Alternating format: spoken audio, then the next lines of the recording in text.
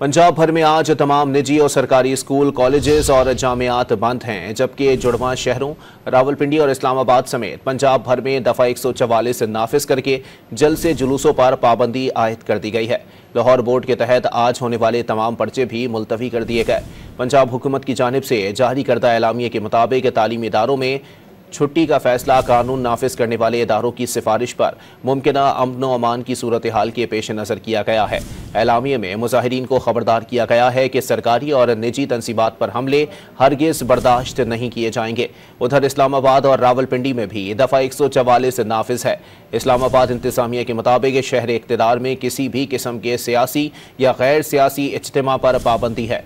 दफ़ा 144 की खिलाफ वर्जी पर सख्त कानूनी कार्रवाई की जाएगी।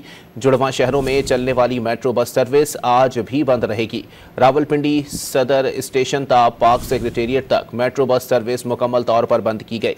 ज़िला इंतजामिया की हिदायत पर जुड़वां शहरों में मेट्रो बस सर्विस बंद की गई।